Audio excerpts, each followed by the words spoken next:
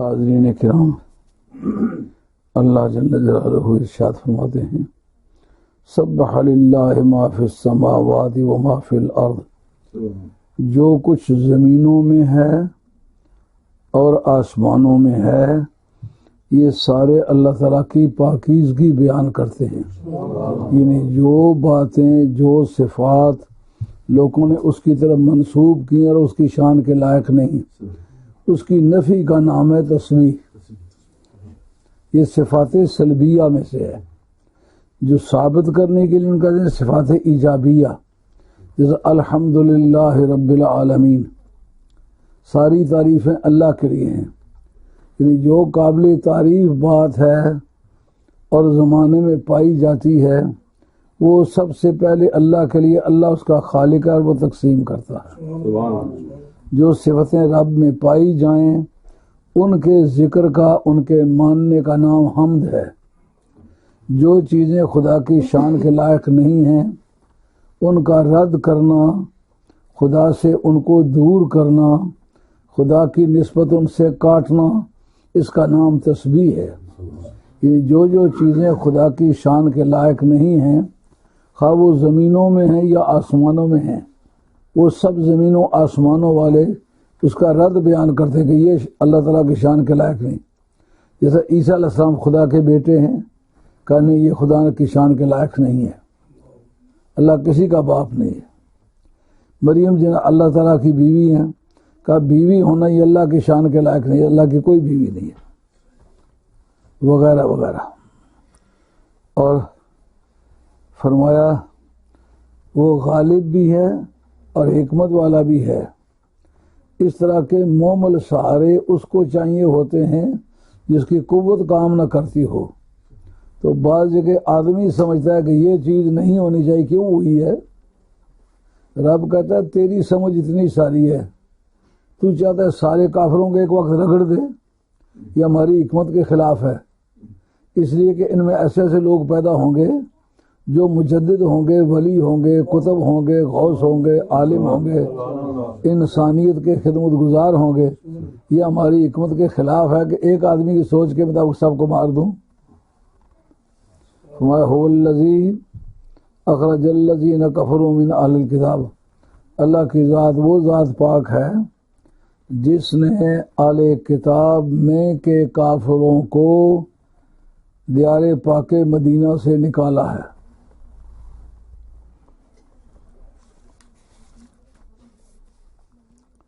لأول الحشر، پہلی جلا وطنی کے وقت۔ حشر کہتے ہیں اصل میں جمع کرنے کو، میدان معاشر، اس کا معاشر اس لیے کہتے ہیں کہ تمام بکھری ہوئی انسانیت کو رب اکٹھا کرے گا۔ حشر کے معنی اکٹھا کرنا۔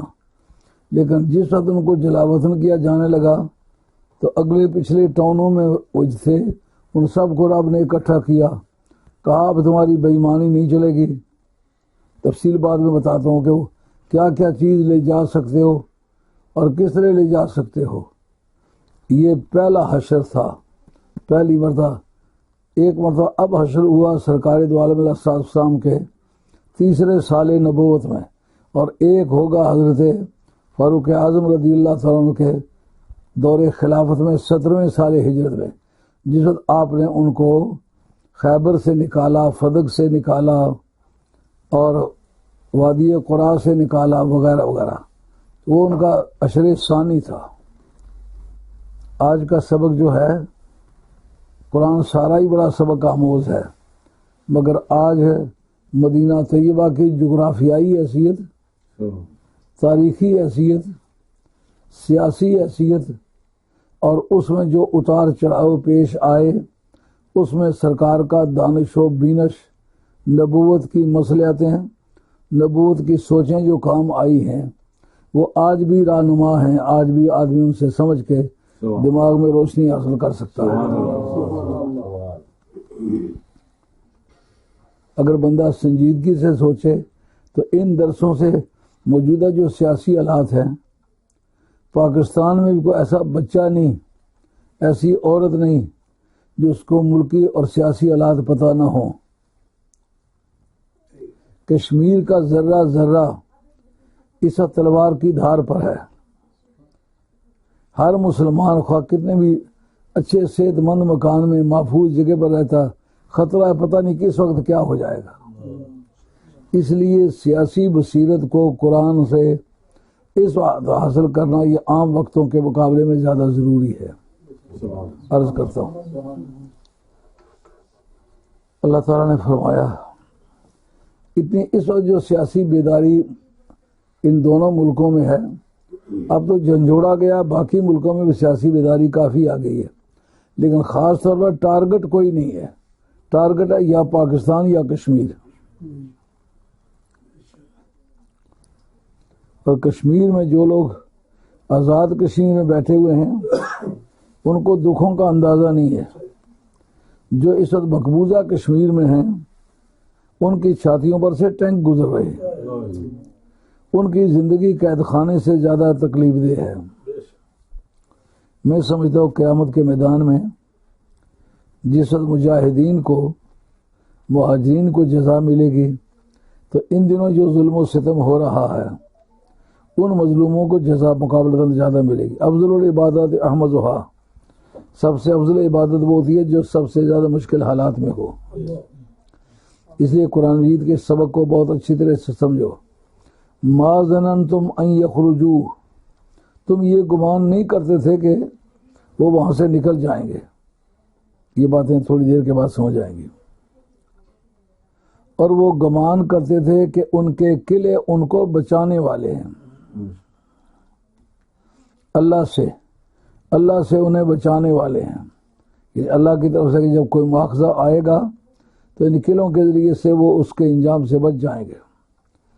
فَأَتَاهُمُ اللَّهُ مِنْ حَيْثُ لَمْ يَحْتَسِبُوا، پھر اللہ انہیں وہاں سے آیا جہاں سے وہ گمان بھی نہیں کرتے تھے۔ یہاں اللہ وہاں سے آیا، اس کو کہتے ہیں بتقدیر حذف مضاف، یعنی اللہ تعالیٰ کا عذاب اس جگہ سے آیا جس جگہ سے عذاب کی کوئی امید نہیں کرتے تھے۔ خدا عذاب بھیجنا چاہے اس کے لیے کوئی خاص جگہ منتخب کرنے کی ضرورت ہے؟ وَقَذَفَ فِي قُلُوبِهِمُ الرُّعْبَ، اللہ نے ان کے دلوں میں رعب پیدا کر دیا، ان کے دلوں میں اللہ تعالیٰ نے خوف پیدا کر دیا۔ یخربون بیوتہم بأیدیہم وأیدی المؤمنین، وہ اپنے ہاتھوں سے بھی اپنے مکانوں کو برباد کر رہے تھے اور مسلمانوں کے ہاتھوں سے بھی برباد کر رہے تھے۔ فاعتبروا یا اولی الابصار، میں نے پڑھتے وقت زیادہ پڑھ دیا لیکن مشکل سے یہاں تک آئے گی بات۔ اور اے عقل مند لوگوں، تم اس سے قیاس کرو اور نصیحت حاصل کرو۔ انہوں نے کیا کیا تھا، ان سے کیا ہوا تھا، اگر تم وہ تم بھی کرو تم سے بھی اسی طرح کی باتیں پیش آئیں گی۔ قیاس کرنے کا یہ مطلب ہے، کمپیئر، موازنہ کرو۔ جو ان کے عذاب کی علت ہے اگر تم میں بھی وہی علت پائی جائے، وہی سبب پایا جائے، تمہارا وہی انجام ہوگا۔ جب کردار میں اور عمل میں اور عقیدے میں موافقت پیدا ہو جائے تو نتیجے میں موافقت پیدا ہو جاتی ہے۔ اب اس کی بیک گراؤنڈ سمجھنے کے لیے ذرا مدینہ شریف کی جغرافیائی حیثیت کو سمجھیں۔ جو زمین پر محل وقوع ہوتا ہے اس کا نام ہے جغرافیائی حیثیت، اور جو اس وقت کے نظام ہائے مملکت میں کسی کی امپورٹنس ہوتی ہے، کسی کی اہمیت ہوتی ہے، کسی کا دوسرے حکومتوں میں اثر و رسوخ ہوتا ہے، اس کا نام ہے سیاسی پوزیشن۔ پہلے یہ سمجھو کہ اس کی جغرافیائی حیثیت کیا ہے۔ جس وقت موسیٰ کلیم اللہ علیہ السلام نے حملہ کیا تھا قوم عمالقہ پر، قوم عمالقہ اسی طرح تھی جیسا کہ آپ لوگ یہاں آئے ہیں نا، پیچھے زمینیں اور مکان اپنے رشتہ داروں کو دے کے آئے ہیں، کسی اور اجنبی کو دے کے آئے ہیں، اور وہ اکثر یہی سمجھتے ہیں یہ واپس نہیں آئیں گے، ان پر قبضہ کرنا ہمارا لیگل رائٹ ہے۔ اور اگر مالک 10 برس کے بعد بھی جا کے کہے یار وہ 10 دانے تو 10 سال ہوئے تمہیں میری زمین کاشت کرتے ہوئے، کہتا خرچہ ہی پورا نہیں ہوتا، ہل چلانے کا خرچہ پورا نہیں ہوتا، پیٹرول اتنا خرچ ہو جاتا ہے، ٹریکٹر سے زمین کاشت کرتے ہیں اور اس میں کھاد اتنی ڈال دیتے ہیں کہ وہ فصل کی قیمت یا بیچ ڈالو تو یہ سب خرچہ واپس نہیں ہوتا۔ اس کا مطلب ہے ہماری بڑی مہربانی ہے جو تمہاری زمینوں پر قبضہ رکھا ہوا ہے۔ یہی بات پیش آئی تھی کبھی بنی اسرائیل کو، جس وقت حضرت یوسف علیہ السلام اپنا وطن مبارک قدرت کے فیصلے کے مطابق انہیں چھوڑنا پڑا، بھائیوں نے آپ کو کنویں میں گرا دیا۔ وہ بھائی سوتیلے بھائی تھے اور وہ گنتی میں 10 تھے، سگا بھائی ایک ہی تھا جو گھر پہ رہ گیا تھا۔ اب انہوں نے پھینکا وہاں اس لیے تھا وہ سمجھتے تھے یہ ہماری جدی جاگیر ہے، اس میں اور کوئی آ نہیں سکتا، اس لیے کسی کو کیا پتا ہوگا کہ یہاں کسی بندے کو پھینکا ہوا ہے۔ تاجروں نے پکڑ کر انہیں مصر میں بیچ دیا۔ اللہ والوں کا یہ مقام ہے، جس مقام پر بھی جائیں اللہ ان کا ساتھ دیتا، ان کو عزت عطا فرماتا ہے۔ عورتوں نے بدکاری کے لیے آمادہ کیا اور یہ دھمکی دی کہ اگر تم ہماری بات نہیں مانو گے تو جیل خانے میں بھجوا دیں گے۔ اور قال رب السجن احب الی مما یدعوننی الیہ، مولا کریم جس بات کی یہ مجھے دعوت دے رہی ہیں ان کے مقابلے میں اگر مجھے جیل میں ٹھونس دیا جائے تو میں اس پر راضی ہوں۔ قرآن مجید نے کیا کہا کہ جس آدمی نے اپنے آپ کو اللہ کے خوف کی وجہ سے بچایا اس کو جنت بھی ملے گی، کامیابی ہوگی۔ قد افلح من تزکا وذکر اسم ربہ فصلی، جس آدمی نے تقوی اختیار کیا وہ کامیاب ہو گیا۔ موجودہ وقت کے لوگوں کا فارمولہ ہے جب تک بہت سارے ایمانداری میں کچھ پرسنٹیج بے ایمانی کی شامل نہ ہو تو بات کا وزن ہی نہیں بنتا۔ انہوں نے کہا مولا کریم کچھ تعویل نہیں کرتا ہوں، تجھے خدا سمجھا ہے، یقین کرتا ہوں تو خدا ہے۔ تو رب نے کہا ہمارے اس فیصلے کو تسلیم کیا ہے کہ جو آدمی اللہ سے ڈرے اللہ تعالیٰ اس کو کامیابی عطا فرماتا ہے۔ جیل میں چلے گئے، رب نے کہا میری مرضی کے لیے جیل میں جاؤ، جیل سے نکلتا ہوا پہلا ہی قدم تخت مصر پر نہ چلا جائے مجھے بھی خدا نہ کہیے۔ اس وقت حضرت یوسف علیہ السلام پیغمبر تھے، پیغمبر کا مزاج بڑا عالی ہوتا ہے، انہوں نے یہ دھیان نہ کیا کہ ان میرے بھائیوں نے مجھے کنویں میں گرایا تھا۔ وہ سمجھنے لگے کہ یہ تو دنیا کے طلبگار ہیں، میں تو کم از کم نبی ہوں، مجھے ان سے ایسا انتقام تو نہیں لینا چاہیے کہ اور بھی زیادہ تباہ ہوں، میری ناراضگی سے ان کی اور تباہی ہوگی۔ میں ایسا کروں کہ یہ توبہ کریں اور باز آئیں۔ اپنے وطن کے جتنے بھی اپنے خاندان کے تھے وہ بھی اور باقی غربا بھی وہاں سے فلسطین سے نکال کے مصر میں لے آیا۔ جیسے آپ لوگ اپنے رشتہ داروں کو کسی کو رشتہ دے کر کسی سے رشتہ کر کے تو آپ اپنے بندے یہاں لے آئے ہیں، اسی طرح یوسف علیہ السلام نے بھی یہ ہمدردی کی تھی۔ مگر اس میں ایک سبق ہے جو سیاسی طور پر مفید ہے، وہ کیا؟ اس ملک میں یوسف علیہ السلام کی پیغمبری بھی تھی، بادشاہی بھی تھی، دونوں چیزوں کے باوجود انہوں نے کہا جب میں مر جاؤں گا تو میری لاش سنگ مرمر کے صندوق میں ڈال کے دریائے دجلہ میں رکھ دینا، دریائے نیل میں رکھ دینا، یہ وطن تمہارا نہیں ہے، یہ وطن تم اور قوم کا ہے، تمہیں یہ وطن چھوڑ کے واپس جانا پڑے گا۔ یہ میرے لیے اور آپ کے لیے بھی نصیحت ہے۔ جو ہماری بیٹیاں سمجھنے لگی ہیں کہ یہ انگلینڈ جنت ہم حورے ہیں، یہاں سے ہمیں کوئی نہیں نکالے گا۔ مرد بھی، ایک مرتبہ ہمارے ایک مریدوں کو نوجوان بچہ میں نے اس کو ہدایت کی، میں نے کہا اپنے ماں باپ کے کہے پہ چلو، نہیں تو دنیا بھی خراب ہو جائے گی، قیامت بھی خراب ہو جائے گی، ذلیل ہو گئے۔ اس نے کہا شاہ جی یہ پاکستان نہیں ہوا، یہ انگلینڈ ہوا۔ میں نے کہا خدا کا قانون ہر ملک میں ایک ہے، اور پھر وہ ماں باپ کی بات اس نے نہیں مانی، 6-7 بچوں والی ایک عورت سے اس نے شادی کر لی، وہ بچہ کمارا، اب وہ جوتے گن گن کے مارتی ہے، اس سے بھی بچے ہو گئے ہیں، اب وہ اس سے بچے چھیننا چاہتا ہے، وہ کہتا ہے بچے میں نہیں دیتی، میرے سارے بچے ہیں۔ اس طرح وہ لے جائے گے وہاں، یہاں ہم لے آئے ہیں، یہاں یہ نہیں سمجھتے ہمیں واپس جانا ہوگا۔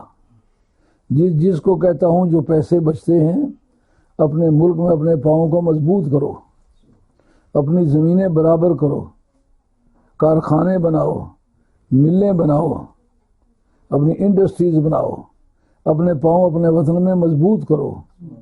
وہ سمجھتے شاہ صاحب ہمیں غلط کہتے ہیں، پیغمبر کی زبان ہے، یہ تمہارا وطن نہیں ہے، بادشاہی بھی ہمارے پاس ہے، نبوت بھی ہمارے پاس، پورے مصر کا چپا چپا حضرت یوسف علیہ السلام نے خریدا، مرد بھی، عورتیں بھی، جانور بھی، زیورات بھی، درخت بھی، جنگل بھی، سب چیزیں حضرت یوسف علیہ السلام نے خریدی۔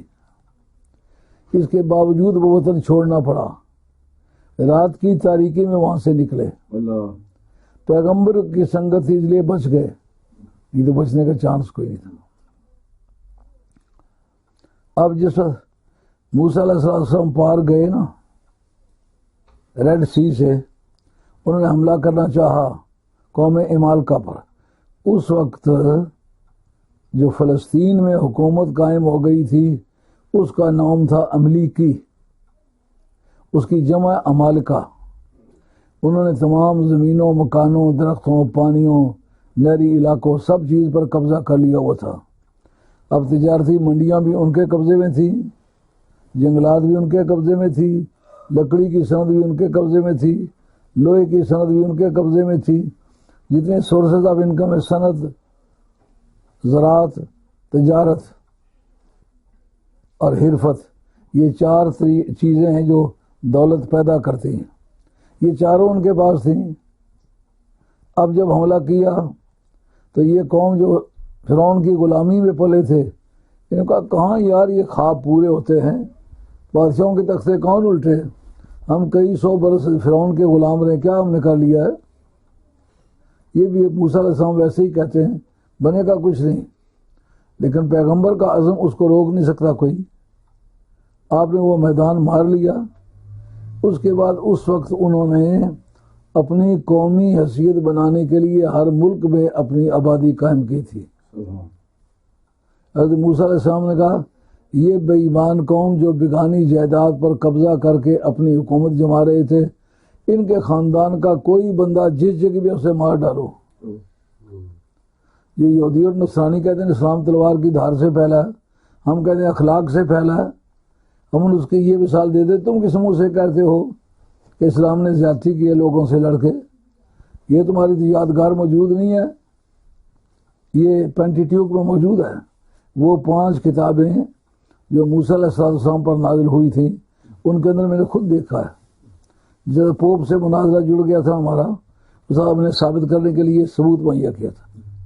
وہ ہماری غلطی یہ ہوئی کہ ہم نے پہلے ٹی وی پہ ان کو اعلان کر دیا، تو ٹی وی پر وہ تقاریر پھیل جانے سے وہ گھبرا کے ان کا ہم معافی مانگتے، ہم لڑائی نہیں کرتے۔ انہوں نے کہا ٹھیک، یہ کس منہ سے کہتے ہو؟ یہ حکم دے دیا جہاں بھی کہیں املیکی خاندان کا کوئی بندہ قتل کر ڈالو۔ ان کے سب سے پہلے اور سینئر خلیفہ جو تھے وہ حضرت یوشع بن نون تھے۔ یہ تفسیر ابن کثیر اور سورہ واقعہ کے اندر یہ بات موجود ہے کہ السابقون الاولون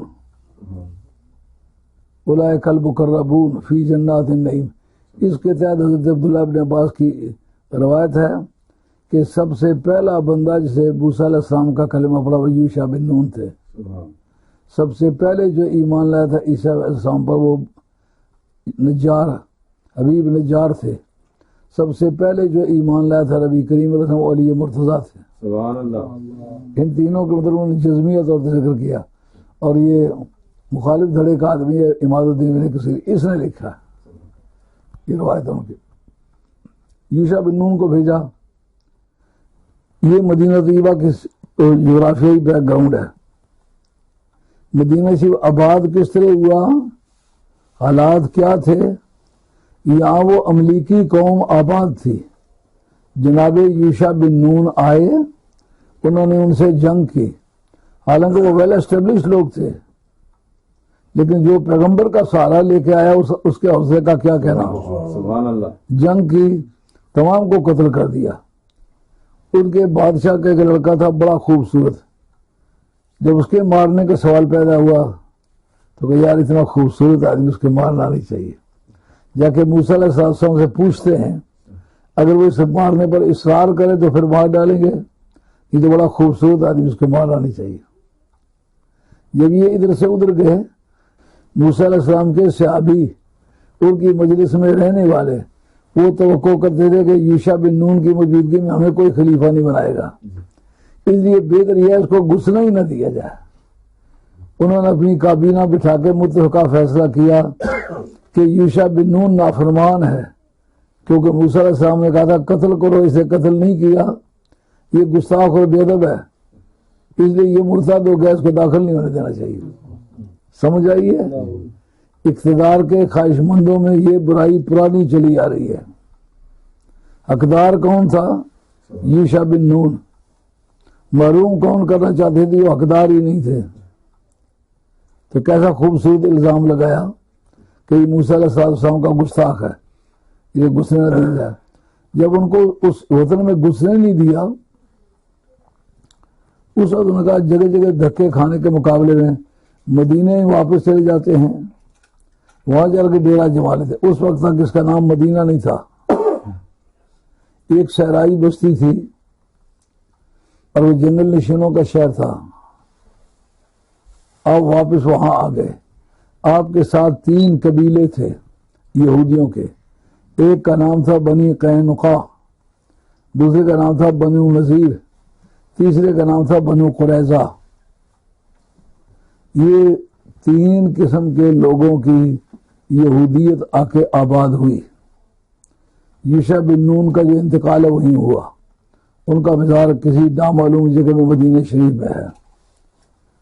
اب وہ قوم وہاں آباد ہو گئی، 3 قبیلے تو یہ ہو گئے۔ بنی قینقاع کیا تھے؟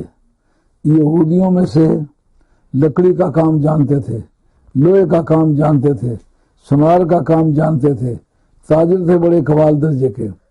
پورے حجاز کے اندر جو تجارتی معاملات تھے ان کی منڈیوں پر یہ قابض ہو گئے۔ اور جو بنو نذیر تھے یہ بہت بڑے اچھے کاشتکار اور زمیندار تھے، انہوں نے اس علاقے میں جہاں ہل چل سکتا تھا، پانی لگ سکتا تھا، ان سب زمینوں پر انہوں نے قبضہ کر لیا۔ مدینہ شریف کے سب سے بڑے زمیندار بنو نذیر بن گئے، اور بنو قریظہ وہ تھے جن کے پاس سیاسی اقتدار بھی تھا، دولت بھی تھی، اور ان دونوں جماعتوں کے وہ لیڈر بھی تھے۔ یہ 3 جماعتیں ہو گئی جو یہودیوں پر مشتمل ہیں، اور ایک جماعت یمن سے آئی، وہ 2 حصوں میں تقسیم ہو گئی، ایک کا نام تھا اوس اور ایک کا نام تھا خزرج۔ اوس اور خزرج جو ہیں یہ یمن سے آئے تھے۔ اس کی بنیاد کیا بنی تھی؟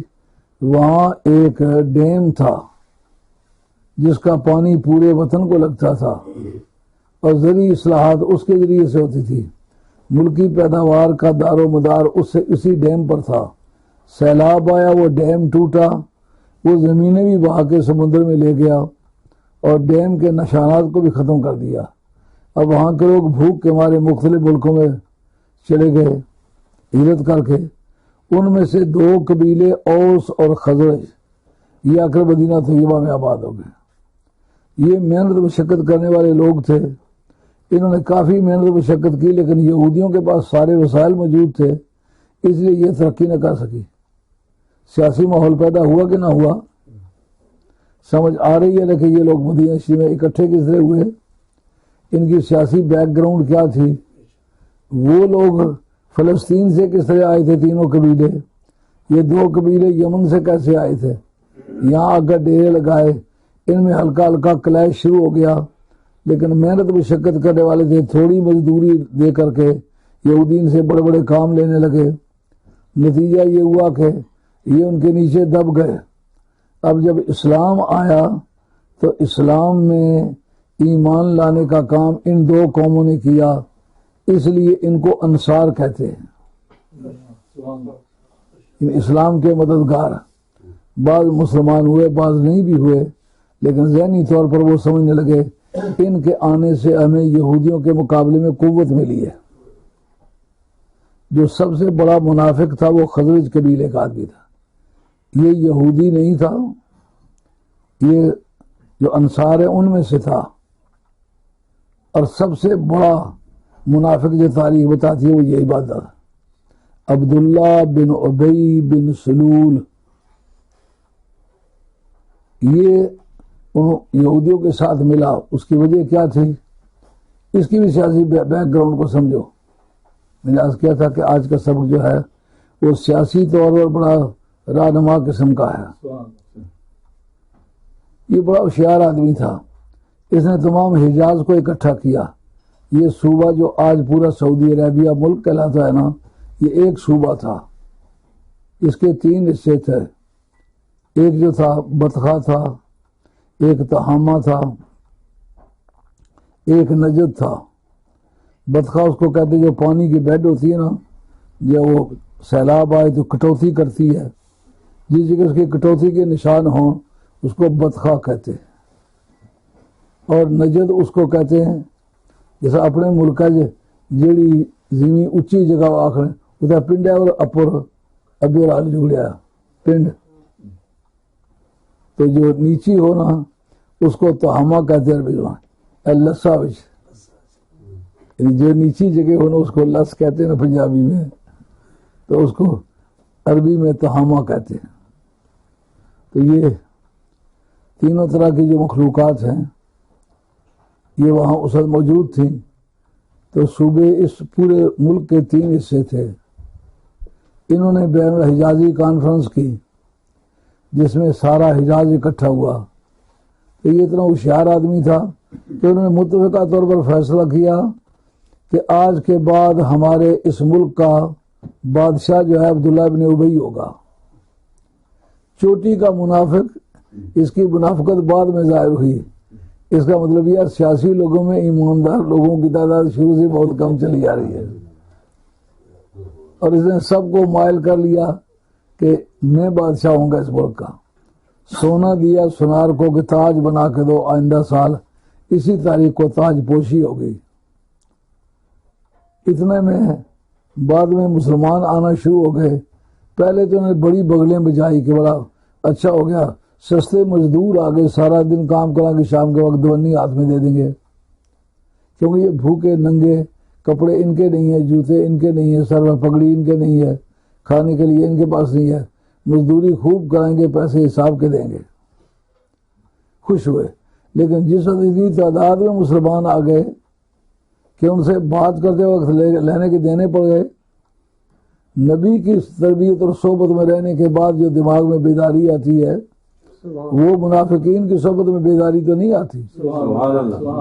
اب جناب جس سے وہ بات کرے نا، تو جس طرح کے ایک پھنیرا سانپ اٹھ کے گلے پڑ جاتا ہے نا، اس طرح ہر آدمی تربیت یافتہ تھا، جواب دیتا تھا خوب یہودیوں کو۔ اس وقت وہ گھبرائے، وہ تاج بنے کا بنا رہ گیا، اس کی تاج پوشی نہ ہو سکی۔ اب اس نے منافقت اختیار کی۔ سمجھ آ گئی منافقت کی بنیاد کیا ہے۔ جب اقتدار سے محروم ہوا، اس نے مسلم سوسائٹی سے انتقام لیا۔ آج بھی منافقین جو اس ملک میں بھی پائے جاتے ہیں یا پاکستان میں، اصل میں وہ اقتدار کے بھوکے ہیں۔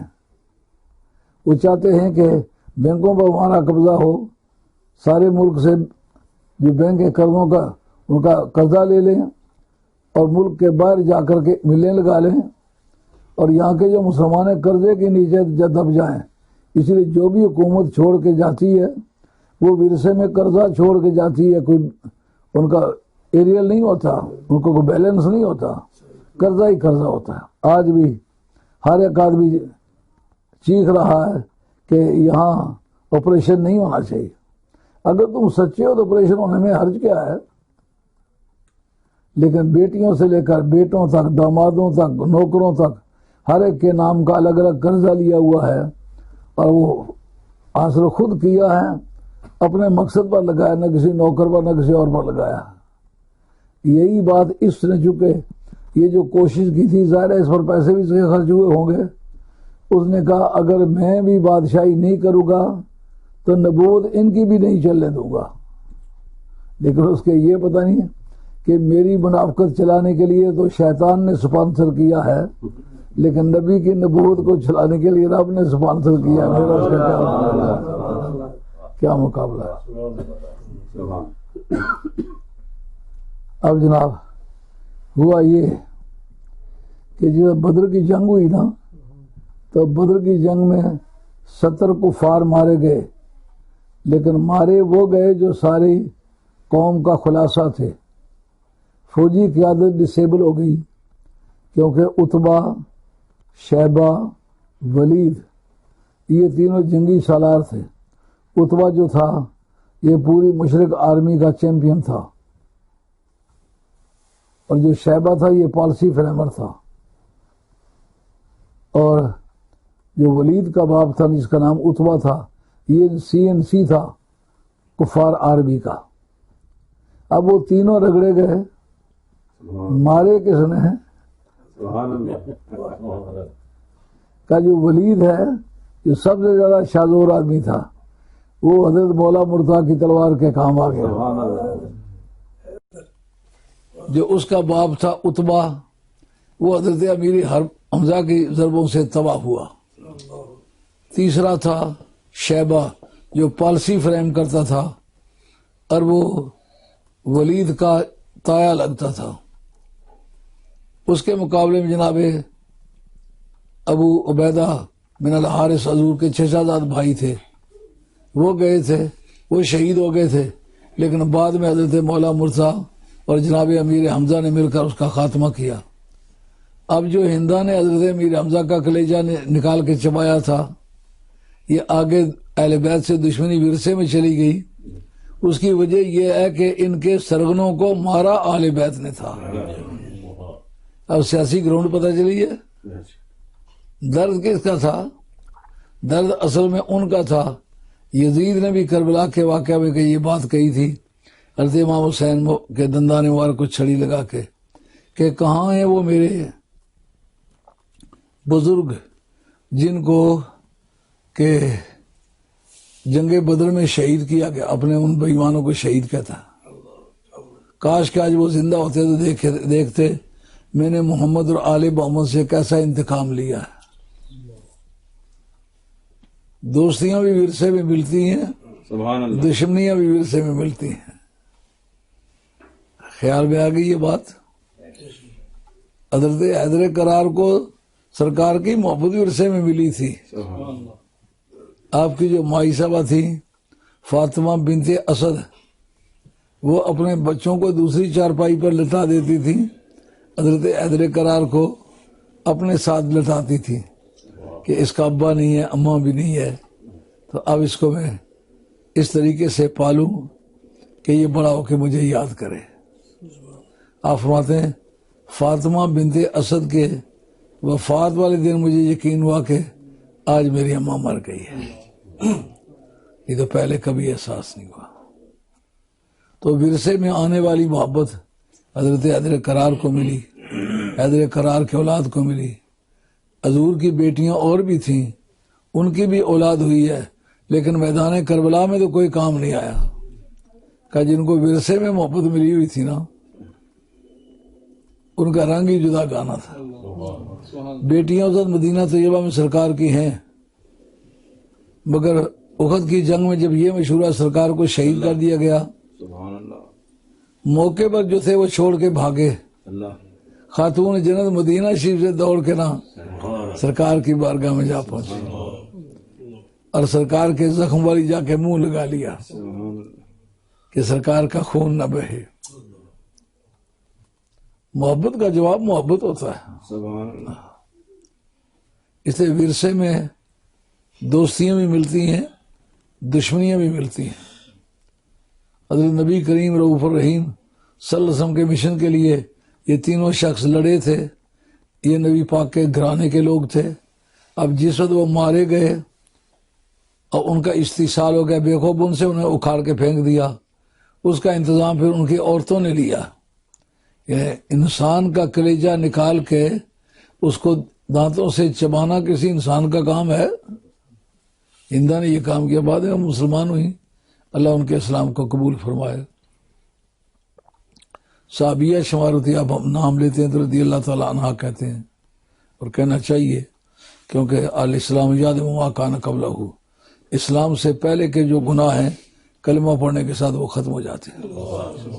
اللہ حضرت قیاس جس وقت یہ 70 بندوں کو مار کے آج علی کا نام لینا پسند نہیں کرتے، لیکن جو 70 بندے مارے گئے اس میں علی نے کتنے مارے، باقی 313 صحابہ نے کتنے مارے، 39 آدمی اکیلے حضرت حیدر کرار نے مارے، 11 کے مارنے میں شریک ہوئے، صرف 20 آدمی جو ہیں جب وہ بھاگ رہے تھے ان کا حوصلہ ٹوٹ گیا، وہ باقی صحابہ نے مارے۔ اندازہ فرمائیں کہ بدر کی جنگ کا سہرا کس کے سر پر ہے۔ اب جناب یہ کعب بن اشرف جو ہے یہ اصل میں قبیلہ بنی طے کا آدمی تھا، ہوشیار اتنا تھا کہ اس نے یہودیوں میں سے اس کے باپ نے شادی کی، پھر یہ پیدا ہوا، اپنے باپ کی طرح یہ بھی ہوشیار تھا، اس نے پھر پورے یہودیوں کی قیادت سنبھال لی۔ بدر کی جنگ جب پیش آئی تو یہ باقاعدہ مکے بھی گیا، جا کے رویا، شاعر تھا بڑا کمال درجے کا، ان کو بھڑکایا اپنے شعروں کے ذریعے سے، جیسے آج کل ٹی وی پر پروپیگنڈے نہیں ہوتے، اخبار پر پروپیگنڈے نہیں ہوتے، اسی طرح اس شعر و شاعری ذریعہ تھا بھڑکانے کا۔ اس نے مکہ شریف کے سین میں سب کفار کو اکٹھا کر کے کہا یہ کعبہ شریف کے پردوں کے ساتھ ہاتھ لگا کے وعدہ کرو کہ اس کا انتقام لیے بغیر ہم نہیں رہیں گے۔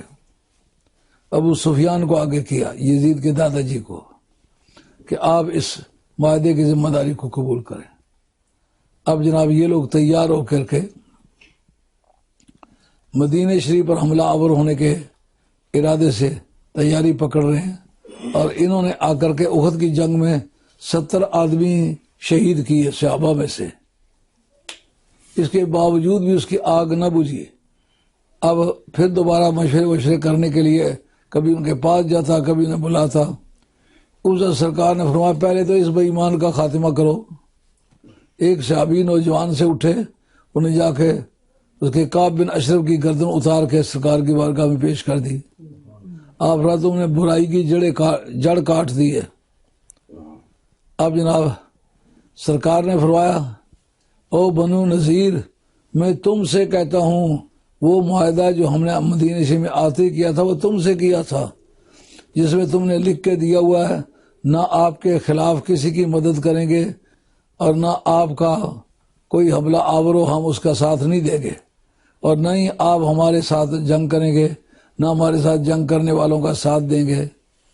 فرمایا تم نے اس وعدے کی غداری کی ہے، اس لیے ہوشیار ہو جاؤ، اب تمہارے ساتھ جنگ ہے۔ خیال میں ہی بات ہے، مدینہ شریف تمام سیاسیات کا دنگل نظر آ رہا ہے، نہیں آ رہا؟ اب جغرافیے پر جنگل میں ایک شہر ہے جس کے گردا گرد یہ تاریخ گھوم رہی ہے، اندازہ کرے وہاں کس قدر سیاسی بیداری آ گئی ہوگی۔ اب جناب جنگ شروع ہو گئی، 15 دن جنگ رہی۔ آخر یہ جو آگے قرآن کہتا کہ وہ کہتے تھے کہ ہمارے یہ قلعے ہمیں محفوظ رکھیں گے، ان کو یہ بتایا گیا کہ رب جب ناراض ہو جائے تو قلعے پھر حفاظت نہیں کیا کرتے، یہ غلط فہمی ہے تمہاری۔ اب نتیجتاً یہ ہوا کہ وہ قلعوں میں گھس گئے، پناہ گزین ہو گئے۔ انہوں نے عبداللہ ابن ابی کے ذریعے سے مہلت مانگی، ہمیں سوچ لینے دو۔ 15 دن کی سوچ کے بعد انہوں نے کہا پھر جو سرکار فیصلہ کرتے ہمیں منظور ہے۔ اور میرا فیصلہ نہیں، میرے رب کا فیصلہ ہے، تم اس کا اس شہر کو چھوڑو، یہاں سے چلے جاؤ، اور جو کچھ اونٹوں پہ لاد کے لے جایا جا سکتا ہے وہ لے جاؤ، ہتھیار بھی نہیں لے جا سکتے ہو، باقی چیزیں بھی نہیں لے جا سکتے ہو۔ اب سرکار نے جب یہ فیصلہ کیا، اس میں سیاسی شعور کا اندازہ ہوتا ہے کہ نہیں؟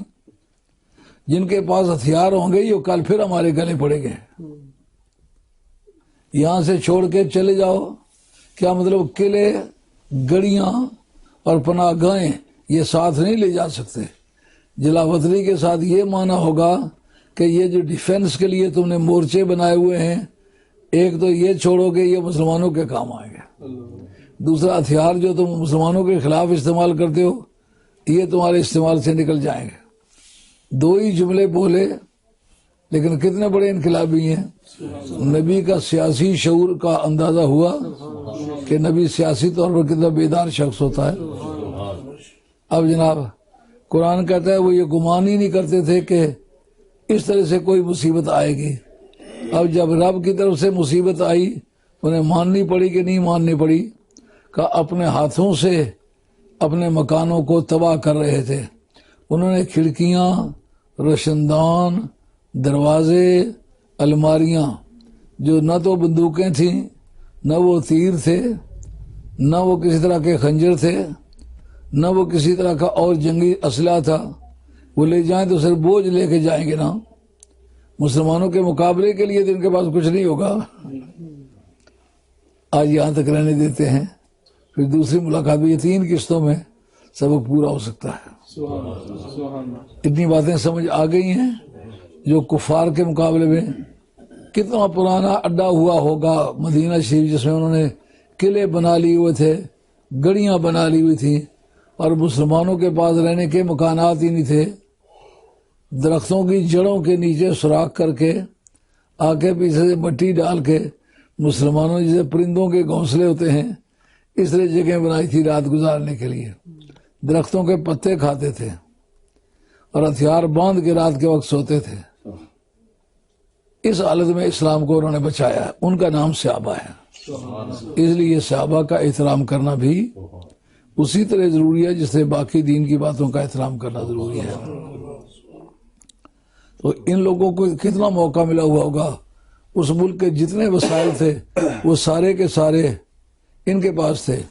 اب اس جگہ قرآن مجید نے آگے چل کر یہ بات کہی ہے، یہ جو ہے نا مال فہ، یعنی جو لڑائی کے بغیر ہاتھ لگے ان کی وہ زمینیں جو وہ چھوڑ کے گئی کئی میلوں تک ہے، کئی ہزار مربع کی وہ زمین بنتی ہے. وہ جو بغیر لڑائی کے ہاتھ آئے وہ سربراہ مملکت کی ہوتی ہے، اس میں لڑاکوں کا حصہ نہیں ہوتا، وہ سرکار کے حصے میں آئی. لیکن سرکار نے ایک تنکا بھی اس کا اپنی اولاد کے لیے نہیں چھوڑا، تاکہ یہ امر واضح ہو کہ میں وہ حکمران نہیں جو پاکستان والے بعد میں دیکھیں گے کہ جو کچھ بھی کرے اس کا مقصد صرف اپنا گھر پورا کرنا ہو. نہیں، میں میری قبر کی جو مٹی ہے وہ مدینہ شریف کی استعمال کروں گا. کفن میرے گھر میں میرا موجود ہے. باقی کوئی چیز جو میں نے کمائی ہے جو میرے قبضے میں ہے وہ سب مسلمانوں کی ہے. یہ ایک بڑا ثبوت تھا. جتنے بھی آدمی سمگلنگ کرتا ہے، بلیک مارکیٹنگ کرتا ہے، اولاد کے لیے کرتا ہے، اگر اس کو یہ پتہ چل جائے کہ میں اپنی اولاد کو ان میں سے کچھ بھی نہیں دے سکتا، کبھی بھی بددیانتی نہ کریں. اللہ میرا اور آپ کا خاتمہ سچے دین پر کرے. وما علینا الا البلاغ المبین وآخر دعوانا ان الحمد للہ رب العالمین. السلام علیکم.